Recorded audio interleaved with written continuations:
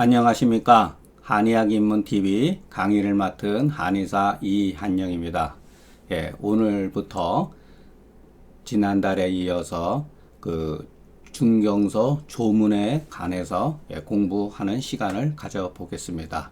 그에 앞서 제가 중경서 조문을 어떤 방식으로 글을 썼으며 어떤 방식으로 강의할 것인가에 대해서 법례를 통해서 한번 간단하게 말씀드리겠습니다.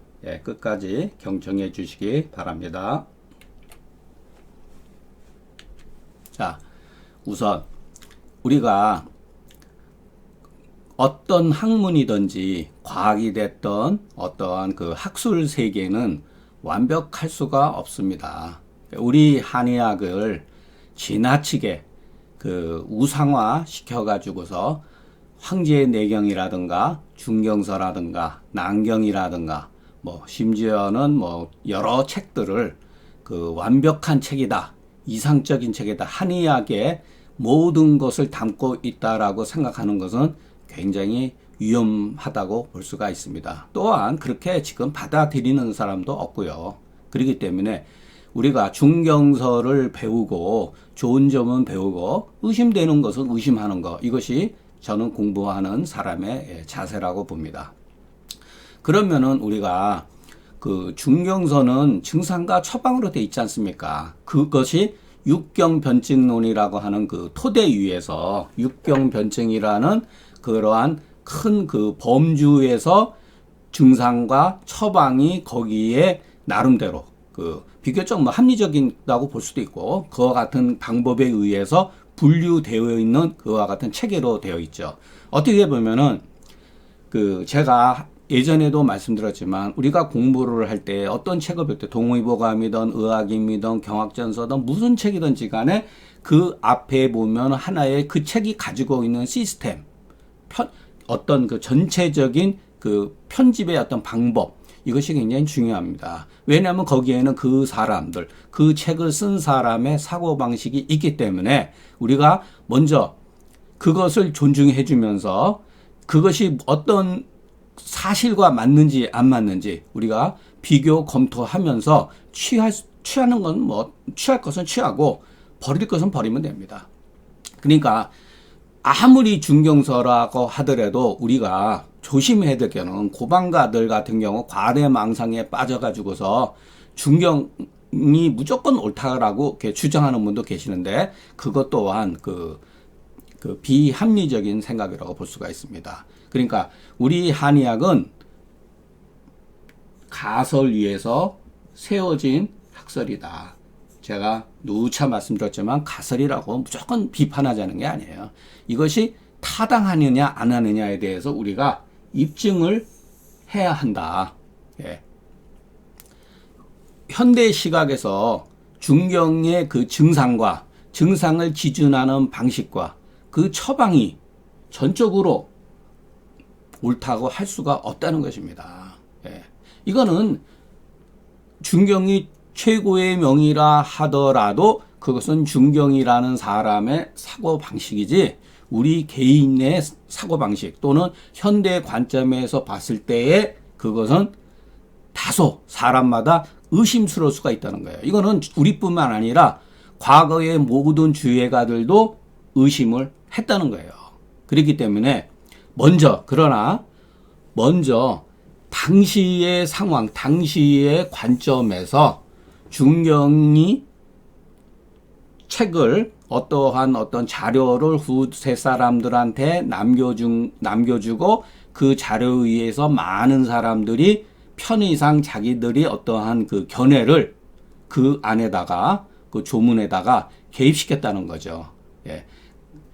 그렇다 하더라도 그 사람들이 왜 그렇게 할 수밖에 없었는가? 그 당시의 상황을 먼저 우리가 이 사람은 이와 같은 의도에서 조문을 썼고 그리고 병증과 처방을 만들었구나. 이것을 우리가 먼저 이해할 필요가 있다는 거예요. 그리고 그 이해를 통해서 그것이 옳고 그르냐 하는 것은 각자 자기가 판단해야 할 몫이라고 봅니다. 자, 그러면 법례 1. 자, 우리가 저는 일단은 강평본을 기준으로 썼습니다. 그러니까 강평본을 처음부터 끝까지 그대로 조문을 쓴 게 아니고,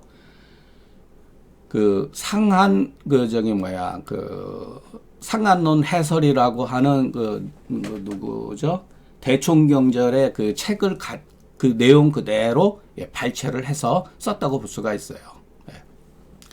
일반적으로 중경서에 보면은 송본이죠. 성무기 주회로 가지고 있는 책에는 변맥법 또는 평맥법, 상한예 이것이 다 있습니다.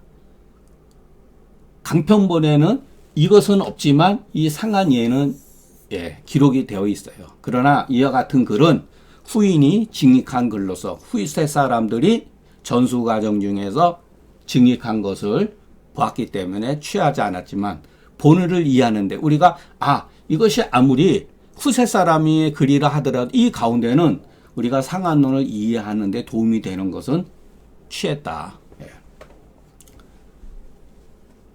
또 육경 편제를 그대로 따랐지만 증상과 처방을 근거하면서 병세의 흐름을 통해서 중경서를 이해하는 관점이다. 이것이 제가 주장하는 제일 중요한 관점이에요. 제일 중요하다. 병세의 흐름. 그러니까 제가 왜 이와 같은 말을 썼냐 하면은, 중경의 그 조문은 하나하나 독립적으로 나름대로 의미를 가지고 있지만, 인체라고 하는 전체의 그 구조 속에서 발생되어지는 단서예요. 그렇기 때문에 처음서부터 조문이 처음서부터 끝까지 하나의 어떠한 그 관점에서 이해하는 방식을 취하는 것이 좋다. 그래서 우리가 다른 거는 몰라도 제가 제일 중요하게 여기는 것은 병세의 흐름이다. 인용된 그 내용들 가운데는 저도 이건 잘 모르겠어요. 강평본에 나와 있으니까 옥한본, 송본, 성본, 방본의 내용은 강평본하고 조금씩 다 글자들이 다른 부분이 있어요. 그러니까 그것은 별도로 제가 확인하지 않고 강평본에 이렇게 돼 있더라라고 한 것을 그냥 따랐다는 거죠.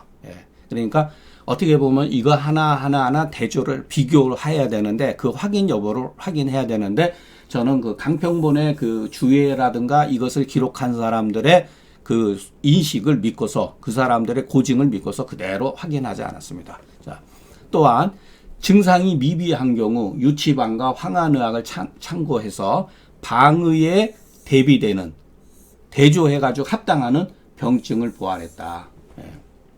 자, 제가 앞서서 말씀드렸지만 유치방이라고 하는 그 기릭동동의 그 상한론 그 책은 전무후무할 정도로 독창적이죠. 육경변진론을 취하지 않았으니까요. 그래가지고 이 책 내용을 보면은 솔직히 얘기해서 초보자가 보기에는 어려워요. 이게. 왜냐하면 그냥 단순히 증상의 나열이에요. 이게 문제점이 이것도 있어요. 이것도 있어요. 어떤 문제점이 있냐면은 단순히 증상을 나열했기 때문에 초보자들이 봤을 때 그 의미를 이해하기가 어렵다는 거예요. 왜냐하면은 병세의 관점으로 보질 못하기 때문에 그런 거예요. 이게 문제가 있어요. 이것도. 그러니까 개지탕, 마왕탕, 소시오탕, 대청령탕 이런 거 같이 독립적으로 증상을 볼 수가 있다는 거예요. 중경서는 원래 그렇게 돼 있질 않아요. 그러니까 육경병증론이 가지고 있는 장점과 유치방이 가지고 있는 실증주의를 좋은 점을 취해서 저는 그 해석을 하는 방향으로 자리 잡았습니다. 그리고 황한의학은 제가 아주 젊었을 때 읽었던 책인데 제가 굉장히 여기에 대해서 영향도 많이 받고 저는 훌륭한 책들, 모든 책은 다 읽을 만한 가치가 있다고 보는 사람들이니까. 다만 거기에 대해서 내가 취하고 싶은 것을 취하면 되는 거예요. 조문 중에 주의 문자로 추정되는 이것은 이제 제가 조문을 해석하면서 말씀드렸어요. 대표적인 게 표리 아니에요. 표증이 미래하니 전속 양명하니 이와 같은 게 바로 표리 아니에요. 이것은 다 후세 사람들이 그래요. 또는 조문에 보면은 생리적 개념, 생리기전, 병리기전, 생리기전, 양리기전의 해설들이 있어요. 물론 저는 그 해설을 하는 데 있어서 그것을 참고를 했어요. 왜냐하면은 이것들은 당시 사람들이 어떤 식으로 한의학에 대해서 중경서를 접근했는가를 나타내 주는 말들이에요.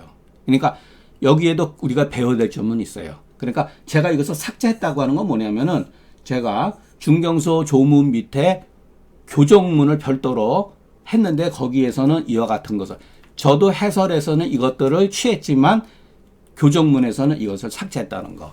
그래서 즉 정문의 표기 방식. 제가 누차 말씀드렸지만 정문의 표기 방식은 뭐냐? 증상이죠. 예. 증상만을 했다. 기준으로 했다. 그리고 해석은 조문을 근거로 조문을 일단 원문이라고 봐야죠. 원문을 근거하되 상한내섭지가 황한의학과 상한론 해설과 상한론 역정. 이거는 예전에 저희 경희대 교수님이셨던 최인식 선생님, 일묵 최인 선생님의 해설집이죠. 그리고 의문체어는 굉장히 유명한 고방을 공부하는 사람이라 그러면은 의문체어는 아마 들었을 거예요. 제 동기 권순정 선생의 글인데 제가 이 글도 많이 읽어봤어요. 그리고 아주 젊었을 때 제가 30대 초에 권 선생한테 한 몇 달 상한론 강의를 한번 들은 적이 있었어요. 그래서 권 선생하고 나하고 어떤 차이점이 있구나라고 그때 근데 권 선생님은 정말로 고방에 대해서 굉장히 뛰어나고, 근데 저는 대하는 방법, 글을 대하는 것이 말씀드리겠지만은 한의사로서, 임상가로서 또는 이론가로서 중경서 조문을 접근하지 않고 비판받을 수 있을지 모르겠어요. 저는 문학적 개념이 굉장히 좀 강한 사람이에요. 그러니까 여러분들이 우리가 한의사인데 왜 이런 말을 할까라고 했었지만은 제가 중경서 독법에 있어서 마지막에 그랬잖아요. 육경도 사다. 그러니까 시서 예역 춘추 이것도 오경도 역사책이라는 거예요. 궁극적으로 중경서도 제 관점에서부터는 문학이면서 역사책이라는 거예요. 그러니까 이 관점에서 해석을 했기 때문에 여러분들이 한번 보면은 저렇게 볼 수도 있겠구나. 자, 근데 그 방법에 있어서 병이, 병성, 병독 이와 같은 기혈수론의 어떤 병원의 개념으로 삼았다. 이건 제가 누차 말씀드렸죠. 이건 뒤에 가서 또 말씀드릴게요. 그러니까 조문증에 언급된 음양허실이라고 하는 문자는 부득이한 경우에만 취하고 내경의 경락과 장부론적 그와 같은 해설은 일체에 취하지 않았다. 그러니까 음양허실이라고 하는 게 나쁜 개념이 아니에요. 제가 허사론에서 비판했다 그래가지고 이것은 굉장히 멋진 기본적인 개념이에요. 이것이 후세에 확대 해석되고 경락과 장부하고 같이 결합되면서 복잡해진 거죠. 하나의 가설을 낳게 된 거죠. 그런 것 같은 것은. 이것은 전부 다 현대의학에서 보면 다 가설이죠. 가설이죠. 이 가설 밑에는 또 뭐가 있어요? 오행론 있잖아요. 오행 배속에 의한 경락과 장부론. 그것이 또 음양허실이 결합되면서 굉장히 문자가 복잡해진 거죠. 내경에는 실질적으로 그런 식으로 지나치게 이렇게 결합되지는 않아요. 이것이 후세 사람들이 그렇게 만들어 놓은 거죠. 조문이 빠져서 해석이 안 되고 경우, 이해가 되지 않는 경우는 저도 억지로 경강부회하지 않고 주어진 조건에 따라서 해석을 하려고 노력을 했다. 또 조문이 미비한 경우 증을 근거로 방을 고려하거나 또는 증상은 있는데 방이 빠졌다든가 처방에는 있는데 그 처방에 대한 증상이 빠져 있는 경우는 서로 보완했다. 이것이 바로 기릭동동의 방법론이에요. 이것은 너무나 당연한 것 같은데 어느 누구도 시도하지 않았다는 거죠. 이분은 이제 굉장히 이거에 대해서 구체적으로 한 거예요. 그러니까 이와 같은 방법은 저는 어떻게 보면은 접근법으로 참 좋다. 그렇기 때문에 누누이 제가 말씀드릴 거예요. 이것도. 자, 우리가 이제 제가 보는 기본적인 이제 관점이에요. 앞으로 우리가 해석된가 요거 같은 그냥 이해는 하지 못해도 이와 같은 용어는 조금만 알고 있어야 돼요. 증후의 관점에서 증상을 병이, 병성, 병독, 병세, 병정, 병기라는 개념으로 보았다. 그러니까 증상 밖에서 병이, 병성, 병독 이와 같은 것을 이해하면 안 된다는 거예요. 증상이 바로 어떤 순간에는 병의의 개념, 병성의 개념, 병독의 개념이라는 거예요. 자, 그러면은 병인은 뭐냐? 병증의 소재, 그러니까 병의 뿌리죠. 병증이 어떠한 나타나는 현상은 우리가 가시적으로 이해되고 경험되어지지만 실질적으로 이 소재, 병근은 그 증상에 통해 가지고 아는 거예요. 그것이 우리는 이제 중경서에도 나와 있지만 표, 반표, 반리, 이 3이죠. 예. 병인은 이 세 개밖에 없다는 거예요. 예. 병성은 그냥 그대로 병의 성질이에요. 요게 뭐냐? 추운 거냐? 더운 거냐? 다소 허한 거냐? 실한 거냐? 이것도 뭐 중간에 제가 말씀드리겠지만은 요런 개념이에요. 발열. 예를 들어서 자, 어떤 사람이 서머증이 있다. 서머증이라고 하는 거에서는 병위의 개념이 있잖아요. 자, 서머가 있으면 어떻게 해야 돼요? 발안해서는 안 되죠. 발안해서는 안 된다는 것은 표증이 아니라는 거잖아요. 그리고 서머 속에는 조열, 진액 부족이라고 하는 병생의 개념이 있잖아요. 바로 그런 뜻이에요. 그러니까 중경서는 그런 식으로 돼 있다는 거예요. 이 병이 병성 요런 말은 최인식 선생님 상한론 역전 앞에 보면은 되어 있는데 저는 요 용어는 제가 배웠지만은 그 개념은 저하고 좀 많이 다르다는 거. 병독은 뭐냐? 기혈수 또는 대변. 요 네 가지예요. 그냥 약칭 기혈수라고 하죠. 요의 그 변조의 상태를 말한다. 예. 그러니까 앞으로는 병독이다 그랬을 때는 기혈수, 대변 이것을 말하는구나. 이게 문제가 되는 거예요. 자, 병세는 병증의 진태로 병기와 관계가 있다. 이 병기라고 하는 거는 요거거든요. 요거와 요거는 비슷한 개념이에요. 예. 이 기라고 하는 거는 일종의 우리가 문고리와 같은 거예요. 나갈 수도 있고 들어올 수도 있는 그와 같은 상황을 말하는 거예요. 근데 이제 조금 다르죠. 병생은 앞으로 어떤 식으로 진행될 거다. 예. 그런 거죠. 그러니까 중경서는 가만히 보면은 이와 같이 제가 말씀드렸지만은 자, 나타나는 증상을 그대로 기술한 거예요. 그래서 제가 증으론 2편에서 수증 취지에서 증상을 따라 치료하라고 하는 것은 후세 사람들로 하여금 중경서를 어떤 식으로 봐야 된다는 걸 가르쳐 줬다면 나타나는 증상을 따라 기술했다라고. 나타나는 증상이 뭐예요? 바로 병세예요. 그것은 누가 임의적으로 그냥 그렇게 기술한 게 아니라 나타나는 증상 그대로 기술하는 거예요. 그게 바로 그 이면엔 병세가 있다는 거예요. 중경이 여기서 거의 중경서가 왜 뛰어난 글이냐, 거의 천재적인 글이냐, 바로 이 관점이에요. 자연적인 현상. 그러니까 내가 의지대로 병증을 기록한 게 아니라 나타나는 증상을 기록했다는 거. 병정이 이게 참 재밌어요.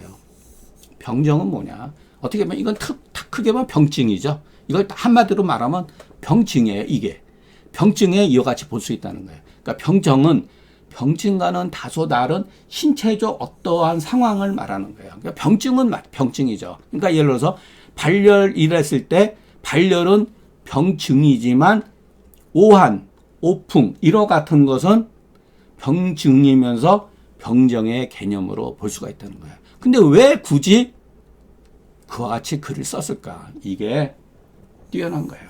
이거는 제가 또 이것도 강의를 하면서 왜 중경은 신체적 정황을 굳이 기록을 했을까?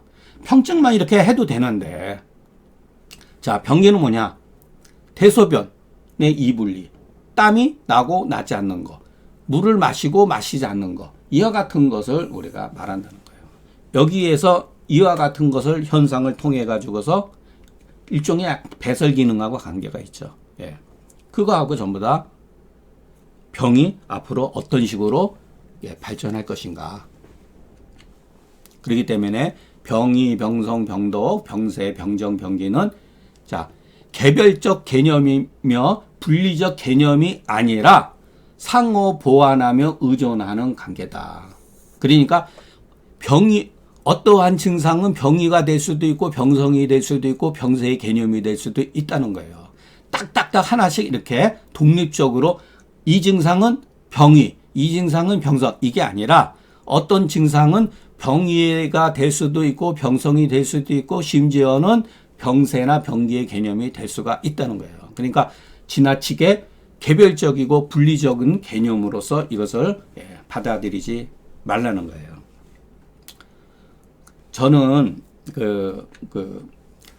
오래전에 제가 한 2003년도에 글을 쓸 당시에 중경서 독법을 쓸 당시에 제가 그 중경서를 알고 썼느냐, 오늘날 제가 20년 세월이 지난 현재의 상황이었느냐, 절대 그렇지 않아요. 저는 그때 당시 제가 생각했을 때 그때는 제가 조금 비교적 알고 썼다고 생각했는데 지금 돌이켜서 생각해 보니까 30%밖에 몰랐던 것 같아요. 한 20%에 30%. 그리고 모르는 상태에서 글을 쓴 거예요. 그러니까 쓰면서 저는 발전했던 걸 알겠더라고요.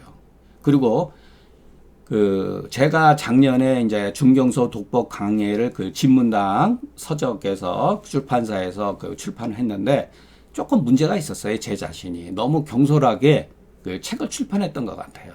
그것은 뭐냐면은 앞에 있는 중경서 독법은 비교적 제가 한 15년 동안 다듬어 놓은 글이라 문제는 없었는데 이 조문 해석은 제가 기본적인 것은 초안은 그때 당시 한 15년 전에 썼긴 썼어요.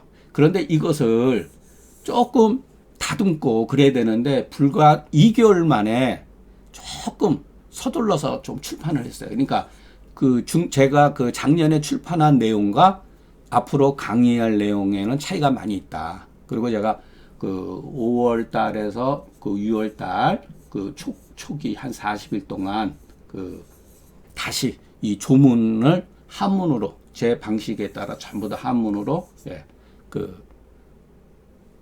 다시 썼어요.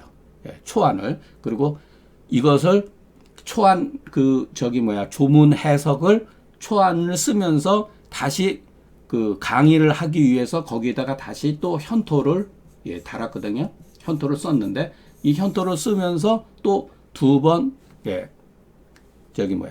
교정을 했다고 봐야 돼요. 그리고 제가 이제 PPT하고 만약에 여러분들과 강의를 하면 아마 저는 또 교정을 할 거예요. 그리고 강의가 다 끝나면 한 2년, 3년 동안 좀 더 생각을 해보고 제가 부족한 부분은 다른 책들 통해 가지고서 한번 좀 나름대로 마무리 조금 할 생각을 가지고 있습니다. 제가 왜 이런 말씀을 드리냐면은 제가 우리가 공부를 할 때 상한론 책을 읽을 때 너무나 지나치게 하나의 조문에 빠질 필요는 없어요. 처음에는 일단 처음부터 끝까지 무조건 다 읽어야 돼요. 무조건 읽어야 돼요. 저도 이 조문을 쓰면서 자꾸만 보게 되더라고요. 원문을 잠깐 보게 되더라고요. 그러면서 최근에 실질적으로 이 조문 해석을 하면서 굉장히 많이 늘었어요. 이 30%의 지식 수준이 한 60%에서 70%는 온 것 같아요. 그러니까 여러분들도 굳이 외우려 필요가 없어요. 저절로 처음서부터 끝까지 일단은 보는 게 중요하고 2번 보고 3번 계속해서 몇 번 보다 보면은 이 조문에는 이와 같은 뜻이 있구나라는 것을 어느 정도 느낌으로 알게 돼요. 저희가 바로 최근에 한 몇 달 사이에 또 한 번 제가 글에 대해서 조금 발전을 가져온 것 같아요. 바로 이것 때문에. 처음부터 끝까지 읽어야 된다. 그리고 우리가 많이 공부하는 것보다, 조문을 많이 공부하는 것보다, 하루에 하나의 조문, 예지만은 짧은 거는 2개, 3개도 제가 할 거예요. 그러니까 모두 조문이 한 196개로 되어 있거든요. 제가 쓴 글이. 그러면은 못해도 한 3개월에서 4개월은 걸려요. 그리고, 한의원에서 앞에 조문을, 원문을 다른 거 보지 말고 우리가 오늘 어떤 조문을 공부했다. 그 중풍의 그 조문에서 공부했다. 그러면 그 단순한 글이지만 그거를 계속해서 보셔야 돼요. 예. 그게 쌓이다 보면은 전체적인 상한론에 대한 전체적인 이 골격을 우리가 어느 정도 이해하게 되고, 아, 이것은 이런 식으로 접근하는 것이 어느 정도 타당하구나라는 것을 각자가 느낄 수가 있습니다. 그러니까 우리가 서두르지 말고, 또 한 가지, 제가 이제 그 앞에서는 여기 그 제가 살고 있는 지역의 그 인터넷 상황이 나빠가지고 그 중간에 녹화가 중단되는 경우가 많이 있었어요. 그래서 저도 모르게 그 서두르게 되고, 뭐랄까, 그 강의에 좀 문제점이 많이 있었는데, 이렇게 짧게 끊어서 한 뭐 10분이든 15분 정도, 길게는 20분 강의를 이제 하게 되면은, 그와 같이 조급하게 저도 서두르지 않고 여러분들에게 그 조문을 통해 가지고 우리가 앞에서 상하는 그 중경서 제가 독법에 쓴 글의 내용을 다시 한번 대새김질 해보고, 그러니까 제 글은 조문을 통해서 중경서 독법을 쓴 것이지, 중경서 독법이 없다 그러면 그 중경서 독법을 쓸 수가 없죠. 그러니까 서로 보완적인 것이니까, 우리가 조문을 통해서 다시 한번 앞에서 제가 강의한 것을 이해했으면 좋겠습니다. 그리고 거기에 따라서 현토의 중요성에 대해서 제가 틈나는 대로 옛날 방식에 대해서 강의를 하겠습니다. 앞으로 경청해 주시기 바랍니다. 감사합니다.